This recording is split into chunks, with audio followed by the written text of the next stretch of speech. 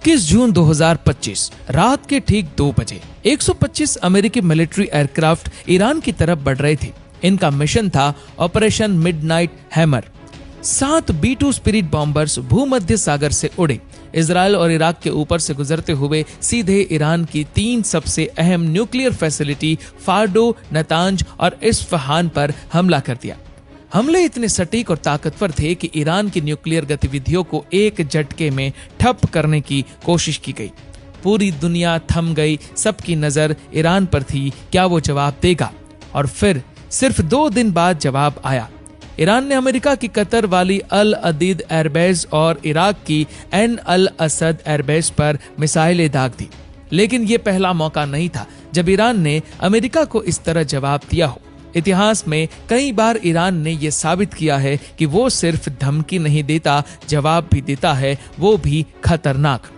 3 जनवरी 2020 जब अमेरिका ने Baghdad airport पर ड्रोन स्ट्राइक करके ईरान के सबसे ताकतवर जनरल कासिम सुलेमानी को मार गिराया था, तब पूरी दुनिया यही सोच रही थी कि अब ईरान क्या करेगा।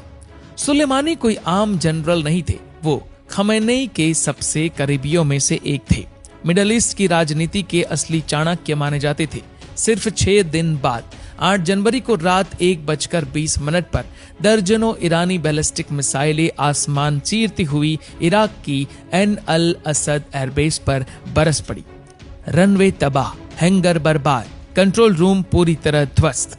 पहले अमेरिका ने कहा कि कोई घायल नहीं हुआ, लेकिन बाद में माना गया कि 100 से ज्यादा सैनिकों को ट्रॉमेटिक ब्रेन इंजरी हुई थी। कई सैनिकों को अंधापन, उलझन और बेहोशी जैसे गंभीर लक्षण हुए। लेकिन सबसे चौंकाने वाली बात तो ये थी कि ईरान ने इस हमले की खुलेआम जिम्मेदारी ली और कहा ये तो सिर्फ एक चेतावनी थी, अगर दोबारा हाथ बढ़ाया तो अगली बार और बड़ा हमला होगा। और ये सब पहली बार नहीं हुआ था। जून 2019 में अमेरिका का 6000 करोड़ रुपयों का एक hightech drone RQ-4 Global Hawk Iran की हवाई सीमा में दाखिल हुआ और सिर्फ 20 सेकंड के अंदर ईरान ने उसे मिसाइल से उड़ा दिया। वो ड्रोन 60,000 फीट की ऊंचाई पर उड़ रहा था। इतनी ऊंचाई पर आमतौर पर कोई मिसाइल टारगेट नहीं कर पाती, लेकिन ईरान ने सेवॉम खुर्दाद सिस्टम से उसे गिरा दिया। ट्रंप ने ईरान पर एयर स्ट्राइक की धमकी दी, लेकिन अंत में कुछ नहीं किया। ऐसा ही एक मामला 1987 में हुआ था। उस वक्त ईरान इराक युद्ध चल रहा था और पर्शियन गल्फ में टेंशन चरम पर थी। अमेरिका ने ऑपरेशन अर्नेस्ट विल लॉन्च किया, जिसके तहत कुवैत की तेल टैंकरों को अमेरिकी झंडा देकर सुरक्षा दी गई। ईरान कुछ दिन तक चुप रहा, लेकिन फिर 16 अक्टूबर 1987 को MV-C इस्ले सिटी नाम की अमेरिकी फ्लैगशिप पर ईरान ने मिसाइल दाग दी।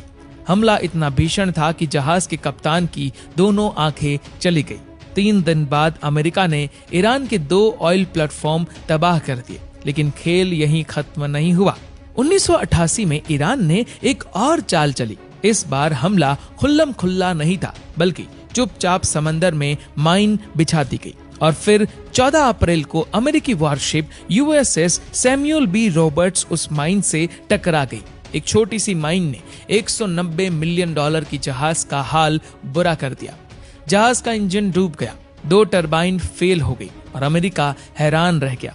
4 दिन बाद अमेरिका ने जवाब दिया। 2 ईरानी ऑयल प्लेटफॉर्म और एक वॉरशिप को पूरी तरह तबाह कर दिया गया। इतिहास गवाह है, जब से ईरान में अमेरिका समर्थित सरकार का अंत हुआ है, तब से ईरान ने हर उस कोशिश का डट कर मुकाबला किया है जिसमें अमेरिका उसे झुकाना चाहता था।